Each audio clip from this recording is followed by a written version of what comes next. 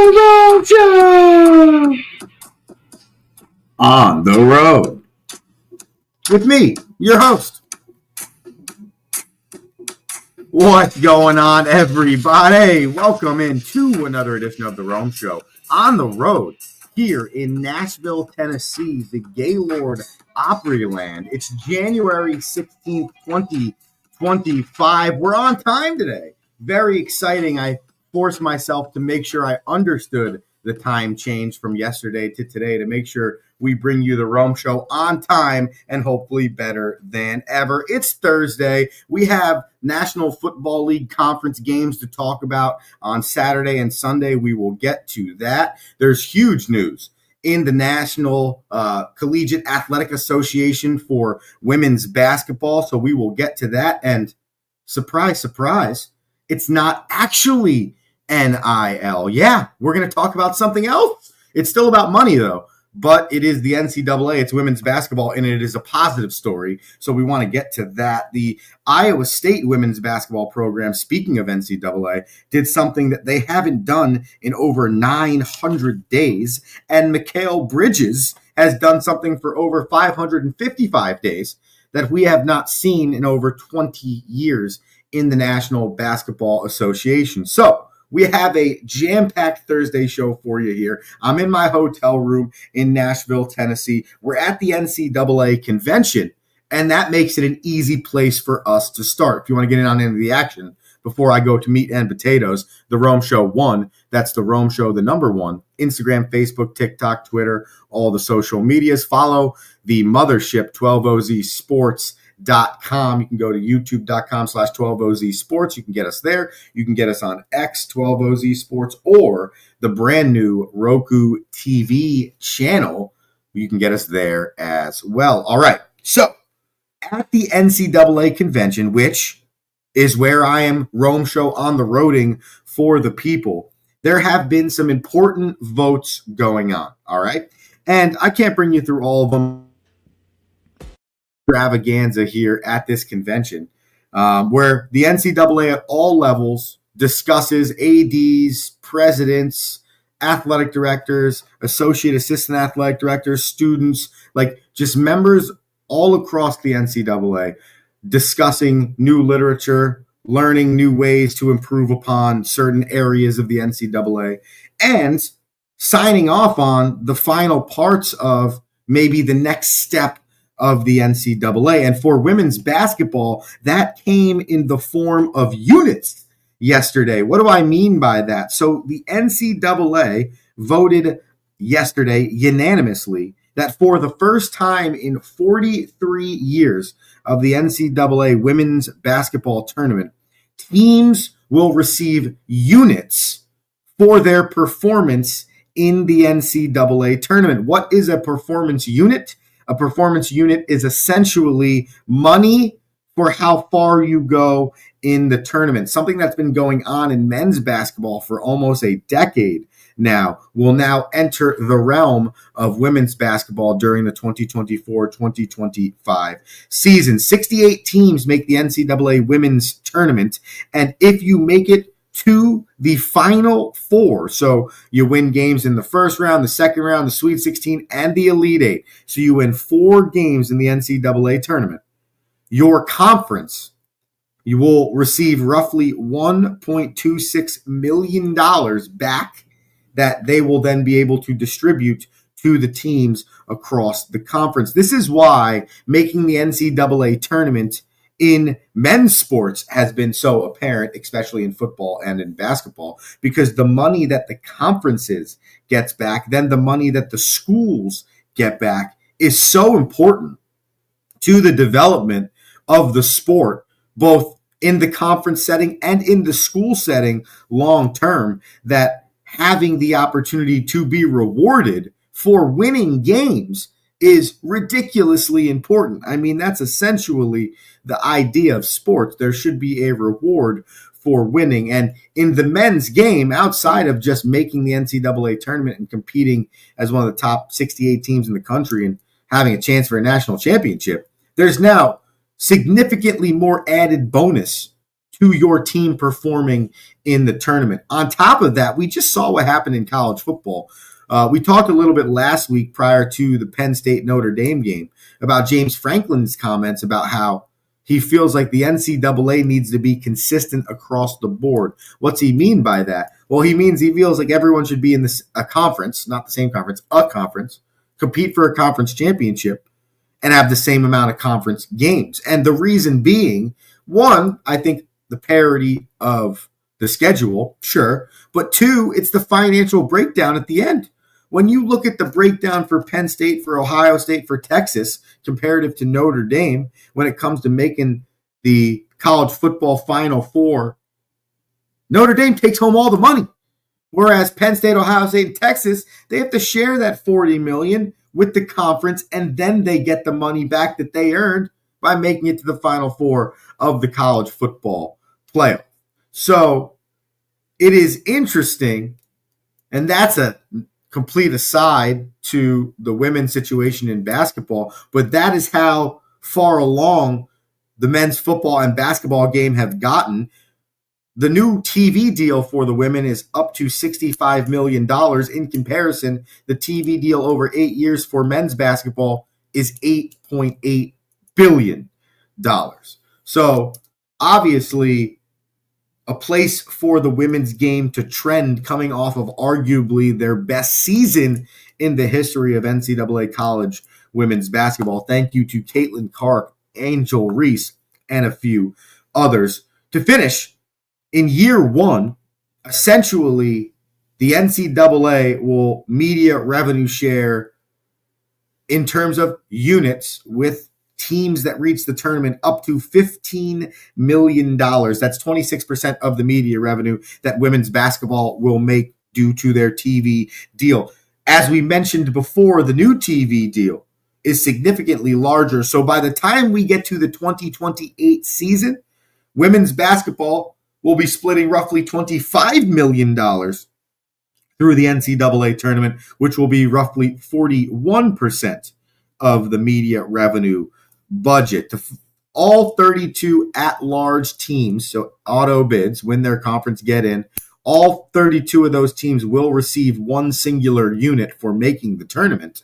And then the 36 other teams that make at-large will receive a unit. Therefore, conferences can get multiple units for just making the tournament. So now you see why it's so important, and you see why teams will literally root for other teams in their conference when they make the NCAA tournament, because at the end of the day, if you eat, we eat, and it's a win for all of us. And that money for majority of schools in the NCAA is gigantic. And we've talked about this so many times on the Rome Show. If you've missed it, check out the podcast wherever you get your podcast. Just search the Rome Show podcast, or go to youtube.com/12OZ Sports. All of the old shows are docked up there. We've talked about the NCAA before in terms of when we talk about NIL or a lot of money being made, we're talking about top 5% of people in the NCAA. When you walk around this convention, you see, for every school you see of a name that you know, i.e. Texas, Kansas, North Carolina, Arkansas, there's 9 schools you've never heard of. And that's not hyperbole, it's the truth. There are so many more schools you've never heard of in the history of time inside of the NCAA umbrella than there are schools that you have heard of. So majority of the time, when we talk about these changes in the NCAA, those changes have to do with the top 5%, revenue sharing, NIL, all of that money is going to the top. It's about the top 5%. But the other 95%, right? This is what makes the other 95% money, making the NCAA tournament, winning units. That's gigantic. Think about Fairleigh Dickinson University, right? 2 years ago, think about how much money they made the NEC conference by making that run and winning 2 games in that tournament. I mean, gigantic. And as somebody that's an FDU alumni, I could tell you, I could see physically with my own eyes the changes that happened on that campus instantaneously. So It's almost like there needs to be a leverage here from the NCAA. This is revenue sharing that's existed for the last decade in the sport. This is the revenue sharing that I think we really need to focus on. Okay, we got NIL. The individual can make money off of themselves. It's gotten a little reckless. They're still trying to figure out how they can control that. But I think the one positive financially that we need to start thinking about is this units thing. We need units everywhere. Every sport should win units, D1, D2, D3. How can we get it so that the revenue at the top is being shared across the entire NCAA when the people you don't see on ESPN are actually the foundation of your institution? The people that you don't see on ESPN are the baseline of the NCAA, but we have the chance to funnel everything through the Power Four conferences because these other 750 schools exist that play in low-level Division I, D2, or D3.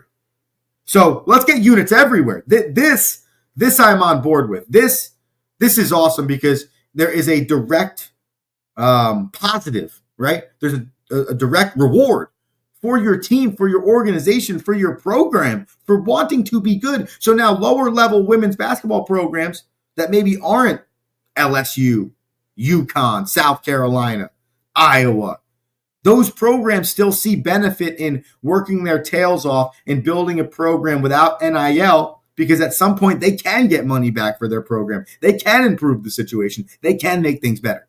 How do we do that? Let's go recruit. It's tough, I know, without NIL. But let's go get some players that can have the want to just win, get to the tournament, and then, hey, we get some money back. And because the money is so great now, it could actually benefit your program. Good on the NCAA. We on the show generally hammer the NCAA, but while I'm here at the convention, figured maybe we could poke our eyes around here and learn some positive things. And we did just that. So kudos to the ADs, the presidents, and whoever made that one happen. And kudos to women's basketball. I still always go back to the Caitlin Clark, Angel Reese thing. Whether you like them or you don't, you got to love what they did for women's basketball. And it is clear and obvious. The Rome Show hopefully coming to you clear and obvious from the Gaylord Opryland in Nashville, Tennessee. It's the Rome Show on the road. This is the 5th Rome Show on the road epi in the last, 7 broadcast opportunities. I think we're getting better at this thing. Hopefully you are enjoying it. We ask you to share the show with a friend and follow us on social media. 12OZ Sports is the mothership. The Rome Show 1 is the show. Speaking of women's college basketball, Iowa State women's basketball did something on Tuesday night I was unable to mention yesterday because we were locked on the AFC divisional round. Iowa State women's basketball did something on Tuesday night for the first time in 945 days. That's correct. ISU women's basketball didn't make a three-pointer for the first time since February 19th, 1995. You heard that correctly. It has been 30 years since the Iowa State Cyclones have played a basketball game without making a three-pointer. For those counting at home, that's 945 games. The last game Iowa State didn't make a three-pointer was, like I said, February 19th. That was 1995 against the Colorado University Buffaloes.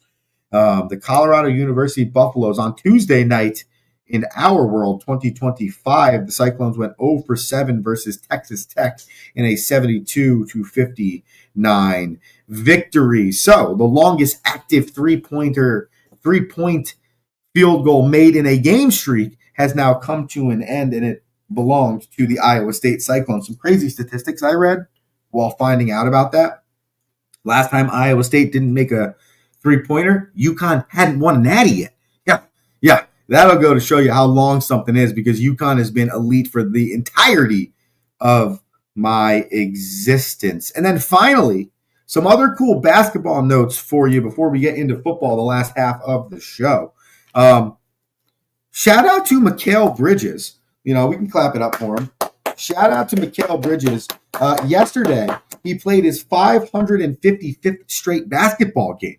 Okay, in the NBA, missing 0, a full goose egg in his entire time in the league since being drafted by the Phoenix Suns in 2018. Mikal Bridges has played 555 games, missed 0 over the course of 18 to now for Phoenix, Brooklyn, and the New York Knicks. Now, it's even more impressive that he's keeping this streak alive with the New York Knickerbockers right now, because the Knicks have 4 of the top 5 players in the league right now in terms of minutes played at the halfway point of the season. So the fact that Mikal Bridges right now can keep this streak alive while playing for Tom Thibodeau is very impressive. If you were wondering the top 5 players in NBA history in terms of games played in a row, we'll give it to you on the backside of the break, along with our feelings on the Lions versus Commanders and the Eagles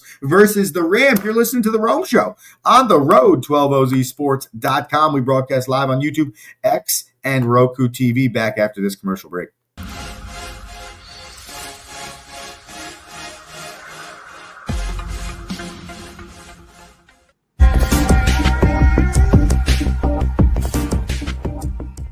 Welcome to MyBookie. You're ready to create an account and start making money, and we're here to help. And remember, you can get a bonus of up to $1,000 on your first deposit. Now you're ready to bet. Just go to mybookie.ag, visit the sportsbook, click on your bet, and input the amount you want to risk or win in the bet slip. Yes, it's that easy. Just remember, at MyBookie, you play, you win, you get paid.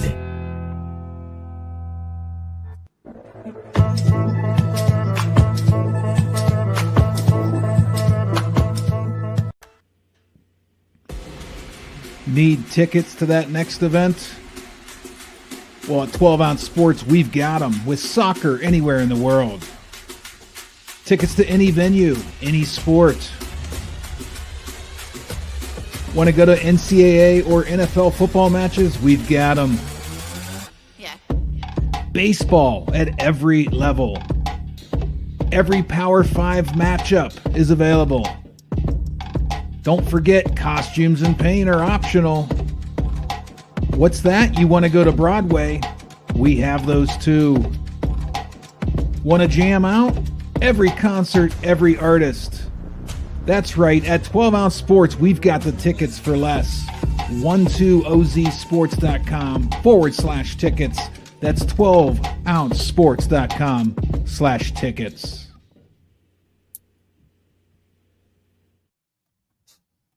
What's up? Welcome back into the Rome Show here. 12ozsports.com. Broadcasting live on YouTube and X. I'm your host, Andrew Romanella. I am Rome Show on the roading here in Nashville, Tennessee. Having a good time, NCAA convention, trying to get the information for the people. No. I am supporting my fabulous fiance as she embarks on her journey to be the greatest athletic director in the country.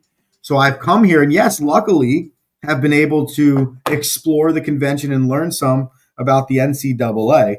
But I am merely here to be elite support and hopefully a good Rome Show on the road radio host. I told you before the break I would give you the top 5 players in NBA history in terms of games played. We'll go backwards here on this list. Number 5, Dolph Schayes. He played 706 games straight from 1952 to 1961. 4th on the list, Michael Cage. He played 736 games in a row from 1988 to 1998. Number 3, Johnny Red Kerr. 844 games played from 1954 to 1965. Number 2 on the most games played in a row list in NBA history is Randy Smith at 906. Good old Randy Smith from 1972 to 1983. And then a streak that you will literally, a record you will never ever see. Like, you know the record Cal Ripken broke in baseball, games played in a row? That will never be broken again. Pete Rose, probably someone hitting over 4,000 hits, will probably never be broken again. And this one right here, the number 1 player in NBA history in terms of games played in a row, without sitting out, without missing a game, without nothing, AC Iron Man Green played 1,000 192 games in a row from 1985 to 2001. You will literally never see that again. So soak it in, okay? Fans of Mikal Bridges. Soak it in, fans of the New York Knickerbockers. I do believe we need to get a deeper bench on that squad for us to make a long playoff run. But what Mikal Bridges is doing is really cool. What the Detroit Lions did this year was really cool as well. They secured up the first in franchise history #1 seed in the NFC portion of the postseason. So they got their first round bye, which is pretty awesome. But those things are sometimes scary as well when it comes to the National Football League. When we talked Chiefs yesterday, we mentioned that it had been 23 days since the starting unit of the Kansas City Chiefs has been on the field together, almost 25 actually, and 13 days since the entire team has played a football game. You don't know how you're going to respond to those things until you respond to those things. And the Detroit Lions have not necessarily been in a position where they've been in the postseason and had a first round bye. Now, they've come off a bye week before,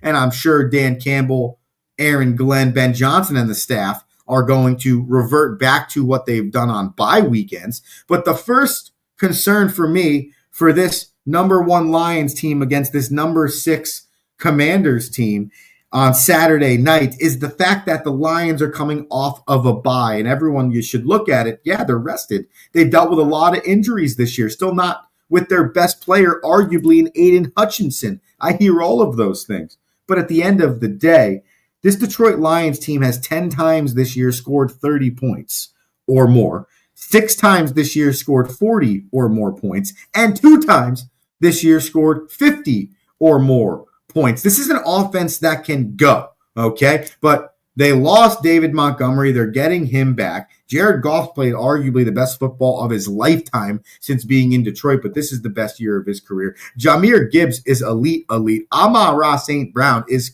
clearly the top 5 wide receiver in the National Football League. So those are all positive things, but is a high-powered, high-flying offense like that with some shifting around pieces, is it good for that offense to sit for a week? We'll find out. But it is truly my only concern with this team. I know there have been concerns on the defensive side of the ball. I think they figured that out based on what you've seen, especially what you saw in Week 18 against the Minnesota Vikings. You arguably ended the Viking season in the regular season because then look what they look like in the postseason because of what the Lions did. So Detroit clearly has all of the things. So you're not a #1 seed without them, all right? But on the flip side, the Washington Commanders, they've done it slightly differently, okay? 5 straight W's on the final possession for the Washington Commanders, including last week's playoff game. The Commanders are 9-4 this season in one-score football games, but I'll take you a step further because it's going to show you how close it has been for this team and how it could be the exact opposite. This could be the New York Football Giants right now if they hadn't done what they've done in one-score games. What do I mean by that? Well, the average win differential in those 5 games for the Commanders is 3.4 points. Think about that. 3.4 points. So essentially a field goal every game. All right. The last 5 straight games for the Commanders, they've won by a combined 17 points. So I tell you all that to say this. When it comes down to this football game, all right, the Washington Commanders are a really good team in crunch time. Down by a point, a field goal, a touchdown, 1 possession game, 2-3 minutes left, ball in Jaden Daniels' hands. A lot of confidence in the Washington Commanders. It's hard. It's hard to beat a team like that. It is, all right? Detroit's defense is the key against the legs of Jaden Daniels. Here is head football coach Dan Campbell on facing a running quarterback. Do you buy that? Are you buying that? I love Campbell. No. I know this. Running quarterbacks are hard. They're hard to defend, and it's like somebody tells you that we don't handle running quarterbacks very well. Well, tell me the team that does. Give me the next team. All right, so now you're working for whoever. I don't care who they are. And I'm not going to name a team because then somebody will come back and say, why did you name that team? But if you're on that team, you'd be like, we don't handle running quarterbacks that well. Well, yeah, I mean, it's kind of when you're trying to deal with Lamar and you're trying to deal with a guy like this over there and Josh Allen, and it's a lot of teams that struggle against those guys. They're not easy to stop, and there's a reason for that. So look, we know we got our hands full, but we're going to have a plan in place. AG is going to have a hell of a plan. Our guys are going to execute it. And you know what? He may make a run. He may pop a run or two. That's just the nature of the game and the way that some of these guys are able to maneuver. But that doesn't mean that you win the game.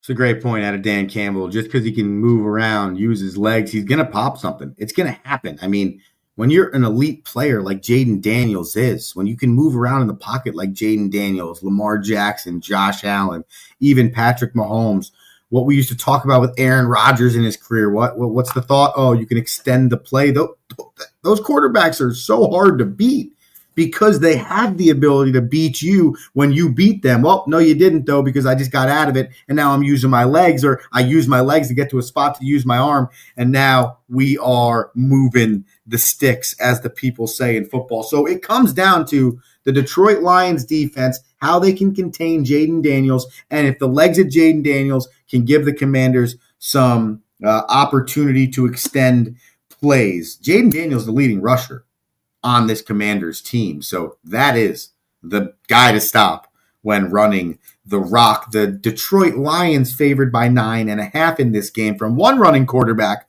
to another. Jalen Hurts not doing as much running the last few weeks of the season, but the Eagles are just happy to have him back. Eagles coming off of a good victory last week. The Rams coming off of a really good victory last week in the wild card round. They meet up Sunday. They're the first game. All right, number 2 seeded Eagles versus number 4 seeded Rams. The Rams, they've won 6 of their last 7 now. That includes the last game of the regular season where they didn't play their starters. So the starting unit for the Rams has won essentially 6 straight games. They are holding opponents in those last 7 games to an average of 17 points per game. So it has been by way of defense for the Los Angeles Rams. But while it is by way of defense, you have a Hall of Fame potential quarterback in Matthew Stafford with Hall of Fame potential receiver in Cooper Kupp, elite level second-year receiver in Puka Nacua, and Kyron Williams running the rock very well. So this Rams offense is nothing to just, push by because the defense has been playing so well. But when you are led by defense, usually that's a good thing. And Matthew Stafford and Sean McVay have been proven to be a very good combination together. But the Philadelphia Eagles are arguably a top 3 team in the league all season. They've won 12 of their last 13 games. But more specifically, in the last 6 games, it's been on the shoulders of Saquon Barkley. He's averaged 122 yards per game in that time. Only 3 touchdowns, but arguably that's exactly what the Eagles need. They have so many weapons. Devontae Smith, Brown on the AJ Brown on the outside, and then you add Saquon and Jalen Hurts. So many people can touch the rock and do elite things. Dallas Goedert, we didn't even mention him, right? But when Saquon's carrying the load, then you get to the red zone and you have that many options. It's a really good recipe for success when it comes down to the Eagles offense. So I think the key really comes to, can the Rams run defense stop Saquon Barkley? All right. And on the flip side, can the Eagles pass defense force it to be a running game for the Rams? I'm not saying they necessarily want to get into that battle either, but Matthew Stafford in the last 6 straight W's he's played in, he's got a 65.3% completion percentage, 7 touchdowns to 1 interception, and nearly 200 yards a game. Efficient and moving the football. So the Eagles have to make the Rams one-dimensional. My belief would be if they can do that and force Matthew Stafford to be uncomfortable in the pocket and not be able to get the ball out to his weapons, that would be a key for them. The Eagles favored in this game by 6. What we will do tomorrow is we will pick all 4 of these games, and we will also pick the NCAA game that's going to happen. No, we won't, because it's a Monday, so we will wait till Monday morning's show. Let's finish this thing with some daily bananas. I got to tell you, I got back on the horse positively last night. I had the Knicks at the -5. They went to overtime, almost blew it with the 76ers, but they did win by 6 in overtime, so fire me up there. I had the Toronto Raptors at the +12.5 against the game's best team, one of the Boston Celtics. They actually did that for me, so fire me up, Toronto. I also had Dallas at -1.5. However, they lost by 3 to the Pelicans, so 2-1 yesterday, bringing my record back to 15-18. It's only January. It's early.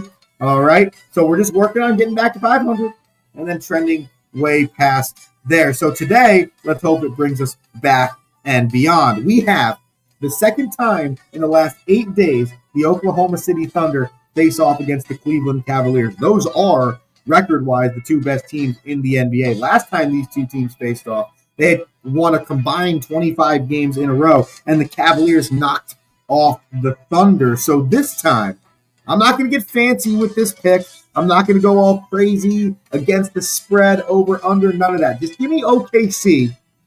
A week later, revenge game, money line. OKC defeats the Cleveland Cavaliers. And then we're going to go to hockey because we want to split the difference here today. We've done okay in both. The New Jersey Devils take on the Toronto Maple Leafs. The Devils have lost 6 of their last 8. The Toronto Maple Leafs have lost 3 straight, and in those 3 straight have not scored many goals. The Devils, they have Jack Hughes and a solid offense that they can get themselves back on track here. So I'm going to take the Devils on the money line against the Toronto Maple Leafs, and I'm going to take Jack Hughes to record a point. And those, ladies and gentlemen, are my daily bananas. OKC money line, NJD money line, and a Jack Hughes point. Ladies and gentlemen, thank you for tuning into the Rome Show on the road here, NCAA Convention, Nashville, Tennessee. We'll be back tomorrow at 6 a.m. my time, 7 a.m. Eastern Standard Time